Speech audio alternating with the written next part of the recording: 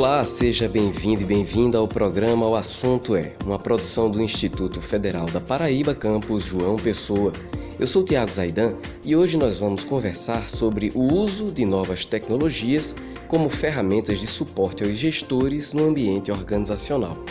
E para falar sobre esse tema, eu recebo aqui o professor Everaldo Souto Salvador, que é coordenador do curso técnico subsequente em secretariado. Olá, professor. Olá, Tiago. Prazer grande estar aqui contigo, com os professores, esses talentos aqui do lado, né?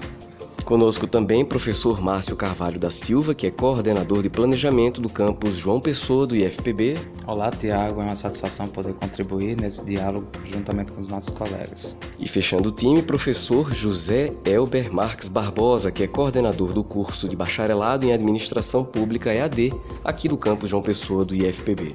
Meus cumprimentos ao professor Tiago, ao professor Everaldo e também ao professor Márcio e aos nossos ouvintes.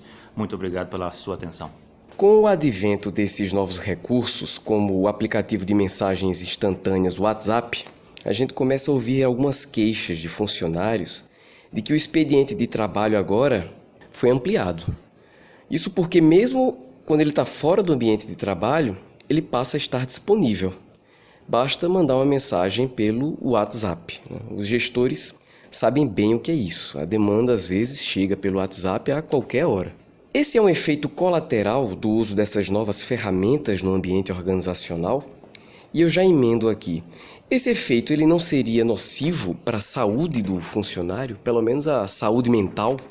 Bom, Tiago, a gente tem que entender o contexto da utilização dessa ferramenta para o ambiente organizacional. Hoje a gente trabalha, isso seja tanto no setor público quanto privado, nesse ambiente complexo, muito estimulado pela introdução da inovação, né, de novos modelos de gestão. E a gente não pode simplesmente fechar os olhos e se isolar para essas inovações. Agora, certamente tem pontos positivos e pontos negativos nessas decisões. Existem os aspectos nocivos quando a gente não sabe fazer uso bem da ferramenta. Eu acho que toda forma de comunicação ela é sempre muito bem-vinda, sobretudo nas tomadas de decisão no ambiente organizacional.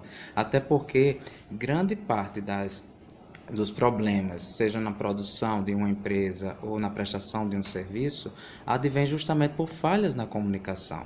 Então eu não vejo como sendo um aspecto negativo o fato da gente utilizar, por exemplo, o WhatsApp para fazer grupos de trabalho, times de trabalho para dar mais produtividade para a organização. Então, uma vez que a gente vê a necessidade de criar comissões que vão ali surgir times multidisciplinares, que cada um são vinculados às suas demandas do setor, mas que se unem em torno de discutir uma problemática que a instituição esteja passando, imediatamente a gente já elabora um grupo de trabalho no WhatsApp para poder viabilizar as decisões em tempo mais hábeis. Porque a gente está nesse ambiente complexo, como eu falei, trabalhando também com a ideia das metodologias ágeis. Trabalhar com metodologias ágeis significa a gente trabalhar com entregas de resultados em tempos mais curtos. E não tem como a gente conseguir esse feito se não for por vias de uma comunicação mais célere, mais imediata, digamos assim. Coisa que antigamente se demorava muito tempo para se dar uma resposta a um processo que ficava lá aguardando. Hoje em dia a gente lança o processo no sistema. Quando a gente visualiza que já está demorando, a gente consegue, via sistema, identificar onde está o gargalo, onde está tendo empecilho e imediatamente passa uma mensagem do WhatsApp: fulano, aceita aí esse processo para dar continuidade. Agora, como você colocou o aspecto nocivo, a gente também tem que levar em consideração que uma vez que eu estou no meu convívio familiar, e isso está afetando, aí é onde realmente o aspecto nocivo da ferramenta começa a impactar. Ou seja, a gente leva muito trabalho para casa, onde na verdade era para estar mais trabalhando no ambiente mesmo organizacional. Então, tem, pra mim, no meu ponto de vista, tanto pontos positivos quanto negativos. Entretanto, nessa balança, sobre a minha perspectiva, pesa mais os pontos positivos do uso da ferramenta. Perfeito, professor Márcio. Depende muito de como utilizamos a ferramenta. A ferramenta de comunicação empresarial no passado Eu diria que um dos avós do serviço da internet, que é o Vero e-mail, né, que continua sendo válido hoje, existia essa mesma comunicação, só que ela não era muito presente assim a nível imediato, online, como é, por exemplo, o WhatsApp hoje. Apesar de o WhatsApp ser um chat mais sofisticado, né, um serviço em que, a partir do momento que usou o chat em si com a ferramenta do smartphone, então a comunicação ela ficou muito mais fácil. Mas onde é que tem os desvios, né, da utilização errada da ferramenta? É o que a gente chama de netiqueta, né? Seria regras de boas maneiras na internet. E as regras de boas maneiras no WhatsApp, que é o foco da pergunta, certo?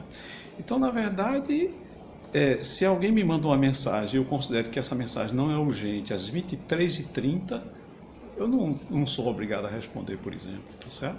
Então, depende muito da forma como você conduz o uso daquela ferramenta, mas, na verdade, nós somos fissurados nessas ferramentas modernas. O WhatsApp ele veio com um enfoque muito sofisticado de você usar áudio, vídeo, né, e imagens de uma forma muito dinâmica e imediata. E, às vezes, a gente exagera um pouco mais, seria uma superposição de uso, né? Seria essa a minha opinião. Humberto Eco traz uma observação de que tenhamos sempre à mão algo para anotar as ideias geniais, porque elas passam com muita velocidade. E às vezes nós estamos anotando as nossas ideias geniais não para nós, mas para o grupo, para o vizinho, para o colega, e já enviamos. Até aí, nem eu, nem Humberto Eco, quem me dera chegar pelo menos a 1/10 dele, nem eu, nem Humberto Eco, nem outros escritores desta área comentaram haver fatos errôneos nesse posicionamento. Contudo, o que a sociedade da imediatez ou do fast nos dá é que não basta eu ter a minha ideia genial ou propagar a minha dúvida, propagar o meu anseio. É a necessidade de eu ter que o outro responda agora. Eu mando a mensagem e, no caso do WhatsApp especificamente, fico esperando 2 tracinhos azuis. E se depois de 30 segundos não houver a palavra lá, não acontecer a palavra digitando, e já me dá uma inquietação que eu mando outra, interrogação, emoji A, emoji B, e cadê você? Você não me escuta, você me abandonou. Uma expressão muito costumeira é o joinha, é o curtir, não curtir. Uma outra expressão interessante você não me dá um real de cabimento. Gente, limites são necessários até para não termos limites. A posição de estar recebendo a mensagem pede maturação, pede medição, pede que eu vá analisar aquela informação para que eu possa, pelo menos, comunicar-me bem. Uma coisa que é de imediato, que eu consigo conversar com os meus colegas em sala de aula, é tênis. Você nem espera a bola chegar, você já rebate com uma técnica específica, com um movimento específico, provocando dificuldade no adversário. Mas se eu tomar quem me manda a mensagem como adversário, a gente perde o social.